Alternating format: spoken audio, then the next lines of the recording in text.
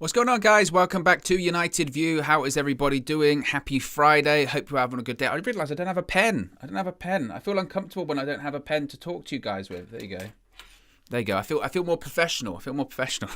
No, that's why I was late. I was looking for a pen. No, I was actually looking for some more, just to double check any more information before I went live to chat to you guys, to talk about all things Manchester United, transfer and other things. You know, it's been quiet, hasn't it? Let's be honest. And that's why the title is what it is. No Manchester United incomings looking likely. United are waiting until the summer. What we're looking at is outgoings at Manchester United. Obviously, we've seen one, and we've seen two actually. We've seen Anthony Martial go to Sevilla on loan. We've seen Amad Diallo go to Rangers on loan. We could see Donny van de Beek go on loan to Crystal Palace or elsewhere. Jesse Lingard looks like he's going to be sticking around, and it doesn't look like, as of right now, anyone's coming in the opposite direction when it comes to Manchester United. So we're going to chat a little bit this afternoon, bit of a brief one, but you know, it's just we're chatting about Manchester United. Victor says, Mandem always late and then blame on KG. Well, I didn't want to get into it. Victor, but it is KG's fault because it's always KG's fault. Whenever anyone's late, you don't realise that even when I'm late and it's for something as trivial as looking for a pen, it's KG's fault because he misplaced the pen. That's his fault. Mark Riley says, roll on the Royal Rumble, Owen. Yeah. 100%. We're going to see some real action this weekend. Not from Manchester United, but we are from the Royal Rumble. Oh, who would win? I tell you what right now. I mean, I'm already going off on a tangent because there's nothing going on. So I'm already going off on a tangent. But if there was a United View Royal Rumble, who would win? Let me know in the live chat. Let me know in the free seats. I back myself. Obviously, I back myself. But I feel like it would actually be quite close. Who would be involved? We'd have, obviously, Flex, he'd be entrant number 1. I feel like, well, maybe he'd be entrant number 1. KG would be entrant 30. He'd come in right at the end and try and throw everyone out and, you know, try and take advantage of everyone. I like to consider myself maybe a number 2. I'd try and do the Iron Man spot, try and last the whole way. I don't know if I'd be able to. DJ, athletic, Cam, tactical. There's a lot of people in there. To be honest. Let me know who you think would win the Royal Rumble. James would be involved. He says you've all got no chance. That's true. Like, James is in, I mean, anyone compared to me is in good shape. I've been called Peter Griffin on this channel before, let alone, you know, but I think I'd be crafty. That's what Mark says. KG for muscle or you Owen for intelligent craftiness. I think that's why KG's been doing the Peloton. Endurance. Yeah, stamina. I think that's what he's been going with. Some people were saying flex. Interesting. This is when you know that nothing's going on. We're already chatting about who would win the United View Royal Rumble. As I mentioned, though, this weekend there is a United View quiz coming back up on Sunday. It's got nothing to do with the Rumble, but it's fun. So let's talk about some transfers. As I mentioned, no incomings. There's been some discussion, hasn't there, about Kamara from Marseille or Zakaria, that one rearing its head. But let's face it, nothing. There has been nothing. There's news when it comes to the outgoings, when it pertains to Jesse Lingard.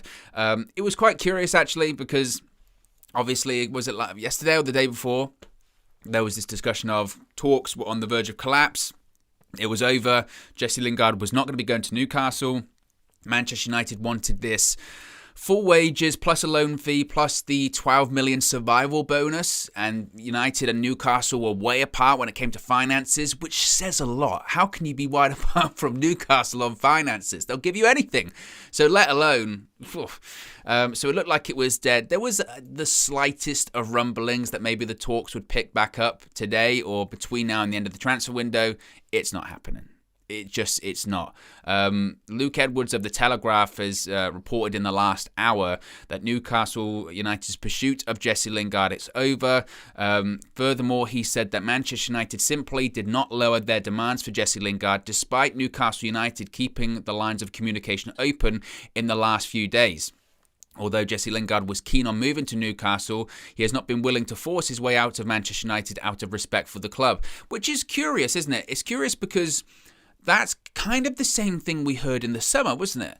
Everyone assumed, myself included, that Jesse Lingard was a goner in the summer because obviously he had that great loan period at West Ham. players had come in as well. He'd fallen down the pecking order anyway. Before the summer's transfer window business, before Sancho, before Ronaldo, before any of those guys came in, he'd already fallen down the pecking order. That's why he went out on loan on the first place to West Ham last season. He said to Ollie, I'm not getting game time. Can I go out on loan? He went out on loan. He impressed. And I think most United fans were happy to see him thrive away from the club because they thought, good for him. He's backed himself. He's proved himself right. He's still below the pecking order, but at least now with his performances, we can get a good fee in the summer. He's got 1 year left on his deal. It makes a lot of sense, right? It makes too much sense for Manchester United. Maybe that was the problem because, again, there were some inquiries, I think, from West Ham, maybe from Tottenham. I'm not sure Tottenham, but specifically West Ham. And Man United were playing hardball over the transfer fee. You've got a part to play, Jesse, etc., etc. And we heard at the time, Lingard doesn't want to force, his way out of the club out of respect for the club.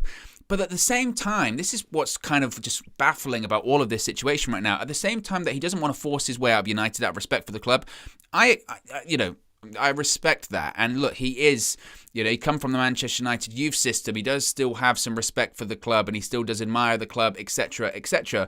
But at the same time, you've also got all of these reports whereby it's like, oh, he's really disappointed by the way the club's treating him, or he's really disappointed as to the way that the club are playing hardball over his loan fee and the survival bonus, or he feels like he's being punished for not signing a new contract in the sense that he's just going to sit on the bench for the rest of the season, and this is now rubbing off on other players who are close friends of Jesse Lingard, like Marcus Rashford, who they're out in Dubai right now training and having their winter break, all this kind of stuff. And I'm like, well, then if you're feeling disrespected, if you feel like you've been let down, make it clear. And he's already made it clear. He's not signing a new contract, right? So I don't think Jesse Lingard forcing a move really has anything to do with this. I think Lingard's probably made his intentions very clear to Manchester United, and United know exactly what Lingard's thinking.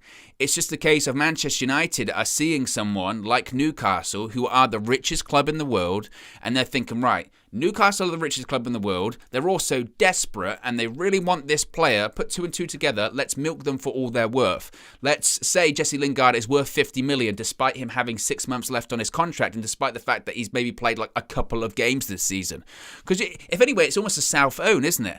Oh yeah, he's worth 50 million, but we're not playing him. What? Why not?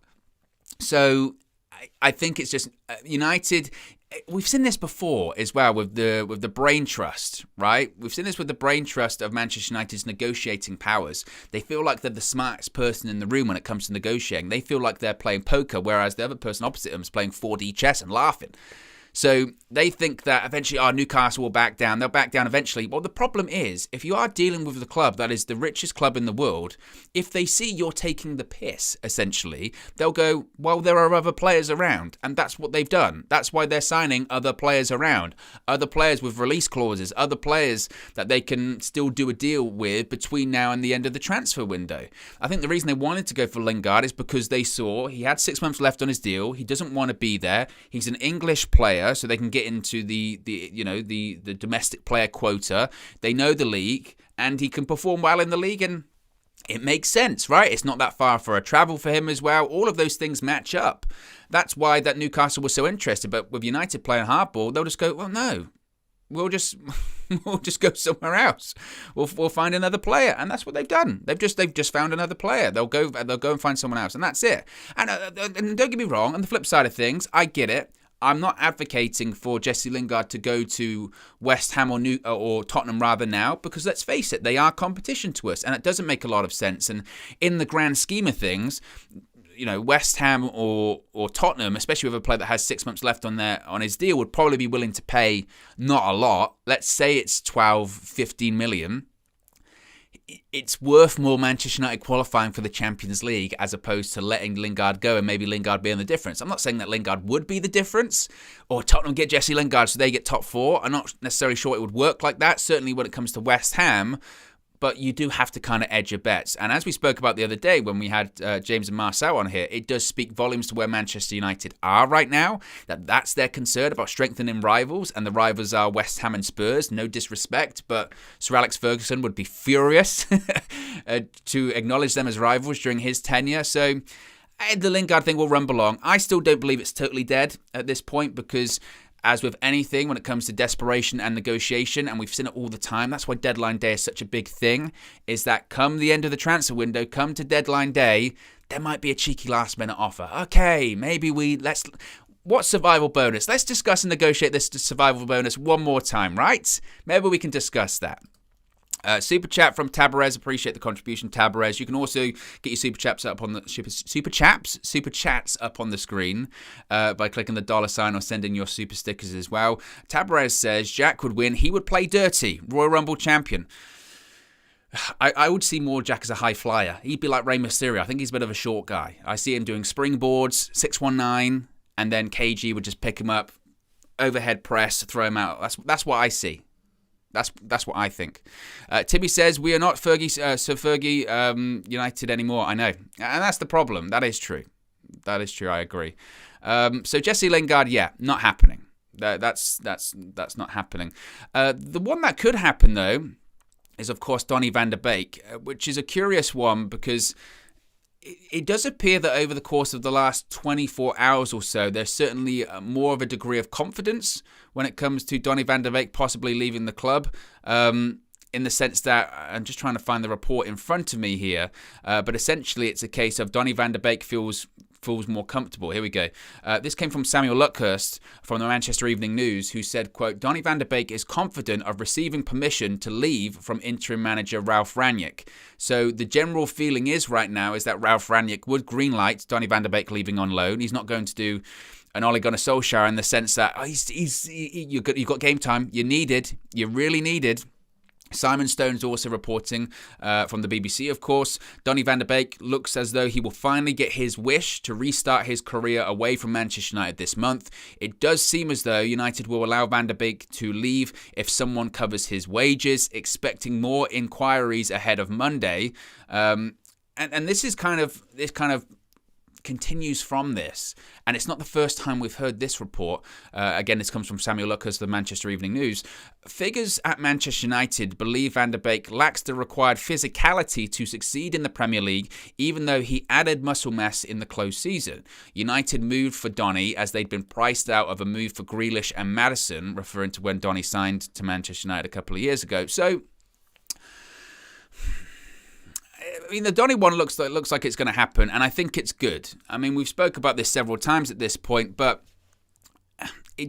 I really want him, and if he does go out on loan, I really do hope it's to Crystal Palace. I hope it's to a Premier League club, because I think he deserves the opportunity to either prove his doubters right or wrong, realistically. Maybe that's right. It's two sets of senior figures at Manchester United have come to the same conclusion, right? Ole Gunnar Solskjaer and his coaching staff didn't play Donny. Ralf Rangnick and his coaching staff are also not playing Donny.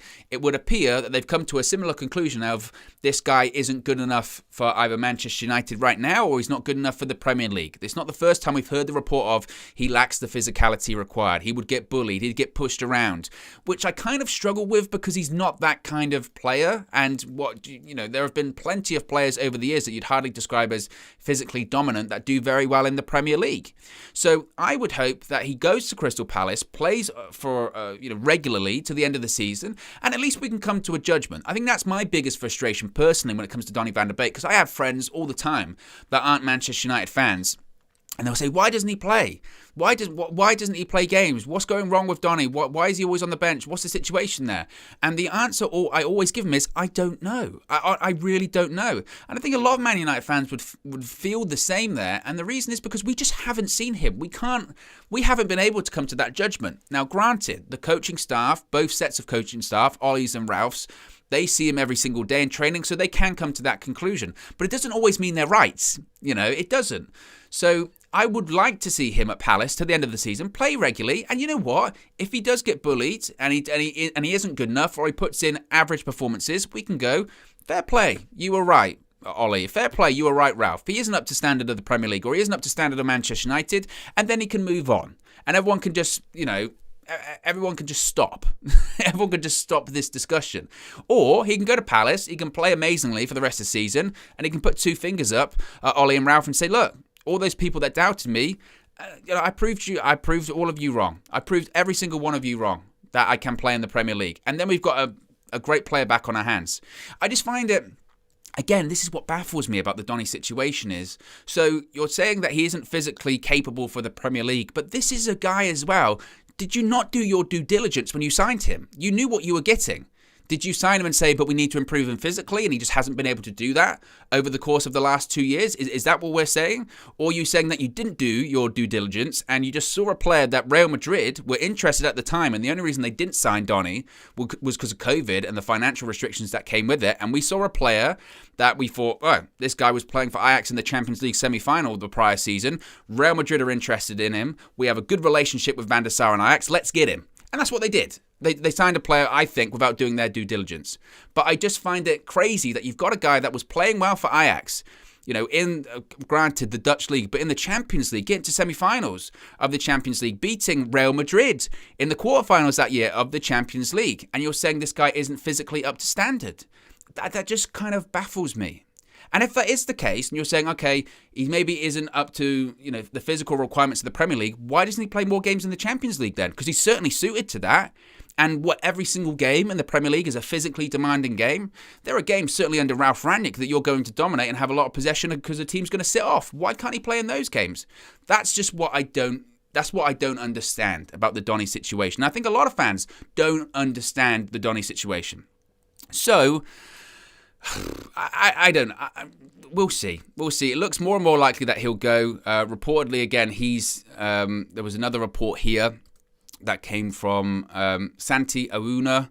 My pronunciation is so good, isn't it? And Sebastian Dennis from Foot Mercato. We've got a big following, saying that Donny van de Beek's loan to Crystal Palace is 90% complete. The former Ajax midfielder wishes to work under the orders of Patrick Vieira. I love that. Under the orders of Patrick Vieira, and hope for a return to selection with the Dutch national squad. So again, take those for what you will. They're saying it's 90% complete. We haven't seen Fabrizio Romano, Simon Stone, Samuel Luckhurst come out and say that everything's been agreed, it's going to happen, all this kind of stuff. The one thing I would say is that things can and will happen really quickly. And that's essentially what happened with Anthony Martial. We had weeks of chatter and weeks of noise surrounding Martial of, he wants to go to Sevilla, maybe Juventus, maybe Barcelona, wages, loan fee, and then it was just bang, bang, bang, bang, bang, done. By the end of the day, he was flying out to Spain, and the next day the deal was done. So I think that I wouldn't be surprised if maybe within the next 24 to 48 hours we see something far more official happen. I mean, the Ahmad one snuck up yesterday, didn't it? Well, boy, did that come out of nowhere. It just happened. It was, Romano just tweeted, Ahmad's going on loan to Rangers. And it was like, what? And then like an hour later, Rangers and United actually made it official. It was announced. It was like, right, Ahmad's going out on loan. That was quick. So the Donny one could happen really quickly, I think, as well. As is the case with a lot of these situations, as was the case with the Martial one, I think it's just a case of Palace saying, yep, we'll cover his wages. Maybe there'll be a loan fee. There certainly won't be an option to buy or anything like that. And that isn't to say, similar with Martial, that isn't to say that at the end of the season he doesn't leave. I think United aren't doing the whole option to buy thing because, again, there are so many questions they don't know the answer to right now. Who's the manager? Who's the coaching staff going to consist of? Which player's going to be there? Are you going to be in the Champions League? All that kind of stuff means that they're going to assess everything at the end of the year. Everything. Whether it comes to outgoings, incomings, managers, coaches, you name it. They're assessing it all at the end of the season. They're just trying to get through this season at the moment and hopefully finish in the top four. That's their primary function at this point. Get through the season, top four, we'll reassess everything. Because let's face it, I mean, if Erik ten Hag comes in as Manchester United's manager, and that could be announced, by the way, before the end of the season, that's a real possibility. We could see a situation where it's announced in March or April that that's going to happen, actually have a smooth transition. I mean, Manchester United and smooth is laughable, but that could happen. If Erik ten Hag is announced as the next Manchester United manager, of course he's going to want Donny there, right? He had him at Ajax. He knows him. He trusts him. Whether or not he thinks he's a good player or not is almost irrelevant. The fact that you're going into a club, a big club, you need people that you can trust and you know you can work with. He's worked with Donny before. So Donny would be a shoo-in to stay and possibly start a lot of games. And I think Man United know that, and I think Donny van de Beek knows that. At this point, Donny just wants to play. He just wants game time, and I think he wants to prove some of the doubters wrong. So again, I hope that move happens for him, and then we can almost stop having this discussion, can't we? Because it's always a discussion. I say it to DJ after every game when he goes, "Wow, Donny," I'll go, "Don't even go there. Don't even go there, DJ," because it's irrelevant. It's hypotheticals that just are not going to happen. So I hope it does happen for Donny's sake. Whether or not, the move goes through, I think it's likely. I do. But on the flip side of that, a lot of people were hoping, myself included, and it's logical to think that with Martial out the door, with Donny out the door, not so much Amad. Like I said yesterday, I don't really think that affects Man United's incoming transfer plans all that much. But certainly with Martial and Donny out the door, you thought, well, maybe we could be looking at a 2-out, 1-in situation. If we were going to make any signings in January, it would be dependent on players leaving because our squad is so big and we're not going to increase the size of an already bloated squad. That would make no sense from a morale point of view, from an economic point of view. It might make sense in terms of actually wanting to do something this year and actually try and qualify for the top 4, maybe actually go further in the FA Cup or something like that. But I guess when you look at when you're run by the Glazers and you're run by, it will be Richard Arnold soon, so that's going to be fascinating in the summer. But when you're run by that, they just look at pennies and pounds and dollars and cents. So they don't see any logic, I would say, in not letting anyone go and bringing someone in. But the fact that players are going out has led some people to think, you know what, maybe we might bring someone in. It just doesn't look likely. Even this report, and this comes from Marca, of course, in Spain, and you'd say, well, that's a reputable outlet, and it is. They say that Boubacar Kamara's most likely destination is the Premier League. So you read that and you go, oh, interesting, go on. And they say Atletico Madrid and Newcastle are interested, but now the one who has positioned himself better for next season is Manchester United. And that's the key point there, isn't it? That last bit, for next season, is Manchester United. So it would appear we are interested in Kamara. We're looking at him. Instrumental player for Marseille. I think is he their captain? From the pictures I've seen him, he's wearing the captain's armband. But, influential player. Important player, the kind of midfielder we're looking for, a 6, a defensive midfielder, tenacious, you're thinking brilliant for next season. And we might as well be that club. We might as well be for next season FC because that's all we're looking at. We've heard it since the beginning of January from quite reputable outlets. Don't be surprised if United don't do anything in January when it comes to incomings because they're just not thinking about that. With all of the things that they have to think about right now when it comes to who's their manager going to be, what's the coaching staff going to be, can we keep some players that we actually want to keep, players are going to be leaving in the summer. I think the focus is just on that. The focus is just on the summer. Richard Arnold, who's going to be obviously overseeing that's going to be his first transfer window as well. Because, of course, when does he start? February the 1st, I think, or end of Feb, whenever it is. It's going to be his first, transfer window. I think he's just like, okay, total reset in the summer. I'm going to put my stamp on things. Right now, ain't going to happen. And I think that's... And maybe things can change in the coming days. As I spoke about Martial, things can move quite quickly. But there just isn't enough noise about that at the moment, is there? There just isn't enough noise. Be sure to smash a like on the like button, by the way, guys. See if we can get up to 100 likes. Got a couple hundred people watching, which isn't bad for a Friday afternoon. So be sure to smash a like on the like button. As David Lee says, there you go. Hit the like button, guys, please. That's what else are people saying. Abdullah says, United are ruining my fellow Dutchman, and I don't them to go there because they will be ruined. Super Chat from Tabarez says, is McFred and Matic good enough for the Premier League? Like I said before, and it's not like, because I've seen when I talk about McTominay and Fred and all that kind of stuff, I see some people like, oh, Owen, you've switched to the dark side, you've turned heel. Pro wrestling talk. You've turned heel, all that kind of stuff, because you praise McTominay and Fred. Like I've said before, I think that some of the criticism towards McTominay and Fred, I think, is harsh. I don't know if it necessarily comes from the right place. Are they the best that we can do as a midfield duo for Manchester United? Of course not. We can get better midfielders in, and we should be looking at getting better midfielders in. Midfield is a massive issue for Manchester United. If they were one of many options at Manchester United, I think that would be fine. It's the over-reliance. It's the fact that we really don't have a lot else for that position. that, you know, Matic can play one game a week, one game every 2 weeks. Donny, they've decided can't play there. They see him as a 10. Pogba, he's not going to be there much longer because he's going to leave probably at the end of the season. So the fact that we're kind of really thin on the ground there means that McTominay and Fred play every game.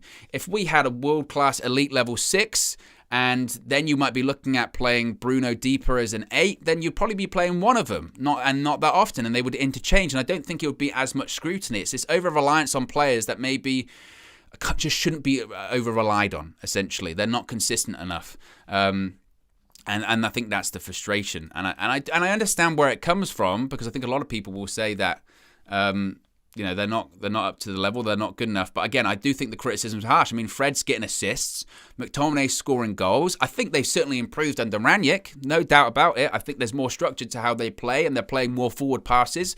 Again, could we have better people in that role? Absolutely. And I think that's United's focus, once again, though, for the summer. Because again, I can see United's logic behind it. Truly, I can. And they'll say, well, why should we panic now? Why should we panic about, you know, oh, we need to make a signing, or we need to do this, or we'll just grab someone that's available, like Kamara, like Zakaria, because they've got 6 months left on their contract. Why should we panic? Because we've panicked in the past and it hasn't played out well for us. We've ended up giving people huge contracts when they don't deserve it. And then, you know, 18 months later, we've got a player that maybe isn't good enough for Manchester United, etc. They might just say, look, let's just get through the season. Hopefully we'll finish top 4. We've certainly got the players to finish top 4, right? I mean, if things click, they haven't yet. But if things click and Ralph really does turn the team around, we could get top 4. And then we can reassess in the summer with a completely different manager, completely different staff, different players, different structure at United. And I think that's what they're looking at. It's not maybe the time to panic. KG's in the chat. Be sure to subscribe to his channel, by the way. KG the comedian says, call me Nostradamus. I said no one is coming. I mean, KG wants me to call him King KG. He wants me to call him Nostradamus. I say call me KG. You never do. Or respond to the WhatsApps. You know, I don't want to get into a big thing about it, but, you know, tears. And I don't know if you saw earlier, KG, that I said who would win a United View Royal Rumble with all of the people on here. And you were getting a lot of praise, actually. A lot of people were saying that they fancied you for a Royal Rumble. I think that you've got power. I think you've got stamina with the peloton. But all I'm saying is Cam eliminates KG. There, I said it. Tactics. He would be furious. He'd be out on the outside of the ring. The crowd would be going crazy. He'd be giving it like that. Cam would be in the ring pointing to his head like that. Going, it's the thinking game, yeah? Make it happen. Get it in the studio. Let's build a ring. Let's do something. And then it leads to a cage match between KG and Cam. I'll be special referee. Flex is on the outside, making sure there's no interference. I'm going off on a tangent. But who do you think, before we wrap things up here, because we said we're only going to go for about half an hour or so today, do you think that Manchester United are going to make any signings? Of course, we've got a couple of days left. KG says, hi Owen, let's talk about the KO show when you finish. It makes sense. Cam. Wow. You know, the KO show is where I haven't officially got the green light yet. I can hear the voices. I can hear the cheers. I've been getting the messages. I've been getting all over Twitter. When's the KO show going to happen? Is it going to happen? I'm making sure it's happening. And I've got ideas for the KO show. And when it does eventually happen, when we get the green light, when we get a date, all I'm saying, and this is a big promise, but it's true, it will be unlike anything you've seen on this channel before. It will be different. And as KG says, it feels different. It will be completely different, and it will be a lot of fun. And that's I've said, I've got ideas. My iPhone notes pad, I mean, I was just walking around the other day. I got an idea, jotted it down. I was in the shower the other day, and I got an idea, jotted it down. Afterwards, of course, don't want to ruin my phone. That would be silly, just for the KO show. I mean, it's going to be good, but iPhones are quite expensive. But it's going to be a lot of fun.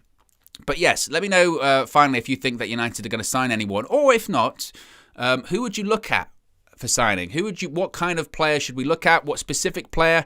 There was a thing today about Tchouaméni once again when it came to Manchester United, going, Manchester United are interested in Tchouaméni, but again, this would be in the summer. So, and reportedly, Monaco value him from like 80 to 100 million, so it would be an expensive signing. There was another thing yesterday. This was quite interesting. This came from Fabrice Hawkins, who I think is a journalist based in France, and Hadrian Grenier, who of course is based in France as well, saying that PSG are in contact. I'm glad you're here actually, KG, for this one. PSG are in contact with Marcus Rashford with regards to the coming summer window. He held conversations with them last summer with regards to replacing Kylian Mbappe and likes the idea of playing for PSG. Rashford replacing Mbappe, PSG. If I speak, I get in trouble. That's what I'll say. KG says, I'm in the final year of my contract. Show where I walk. That's what I like. We need that kind of demand, I think. We need that kind of ultimatum.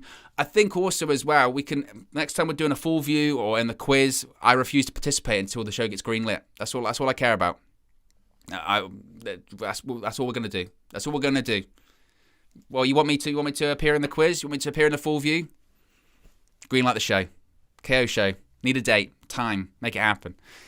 But yeah, when it comes to the PSG one, I don't know. I think Mbappe's going to leave in the summer. I do. I think he's going to go to Real Madrid. I think it's one of those sort of worst kept secrets in football at the moment. So I could see Mbappe leaving. For Rashford being the guy to replace him, you can just hear the opposition fans going, "What, you replaced Mbappe with Marcus Rashford?" Thing is, I'd have no doubt that Marcus Rashford, if he went to PSG and was playing in Ligue 1, he would do really well because the league's not really that competitive that much, right? PSG dominate. So I don't doubt that he would do well. Would he want to leave Manchester United, his club? No. I don't think that's going to happen. 2, he's still got years left on his contract. I see him as a for lifer at Manchester United and carving out his legacy there. I just don't see him doing that. I really don't. Unless he had this giant fallout with Manchester United. And as is the case of anything, if he went there and he massively turned up trees, won Champions League, we'd be furious. But I just don't see it happening, to be honest with you. But, we'll see what happens. KG says, no deal for Rashi. I think KG would disown him as a son if he went to PSG. He would be furious. KG said, Monday, 6 p.m. show, KO show on Talonflex. Talon, like I said, KG's in the last year of his deal. He's last year of his contract here at United View. He's got power. He's in negotiations constantly, but he wants some specific things. He wants the KO show. He wants, what else does he want? He wants a Marvel movie. He wants Flex to actually get that. I think KG needs to be on Sky, I think. Saturday Social, something like that. Actually, make him a roving reporter for Soccer Saturday. Deserves it. So, I'll negotiate for you. We'll do that for you, KG. I think it'll be a lot of fun. But anyway, guys, look, as I mentioned, we're only going to go for half an hour today because there's nothing going on. So, we'll wrap it up there. Be sure to smash a like on the like button. Be sure to subscribe, bottom right-hand corner. There's a lot of stuff coming this weekend as well. Let's see if we can get to 100 likes before I wrap it up, by the way, as well, guys. I think we've got like 90 or something like that. So we need 10 more, 12 more. But yeah, plenty of stuff coming up this weekend. As I mentioned, we're going to have the quiz is back on Sunday. I don't even know if I'm meant to be telling you that. I've been saying several times that the quiz is back. I was told the quiz is back. So Sunday, I'm told that's happening. If not, I will just quiz by myself and win again. No, I'm not that guy. Monday, of course, is transfer deadline day as well. So I think Monday we've got a big transfer deadline day thing planned. I think similar to how we did last time in the summer, we'll go all the way to the end of the transfer window, the close of the transfer window. So there'll be a lot of fun stuff for that as well. So now is the time to subscribe, bottom right-hand corner. And you never know, the KO show might be coming. KG's deep in negotiations. He can make it happen. So I'm relying on KG. Send messages to Flex on Twitter. Send messages to United View on Twitter. Let's get it trending. We want KO show. Boom. Make it happen, yeah? Anyway, guys, I'm out of here. Have a good Friday, and I'll speak to you again very, very soon. Peace.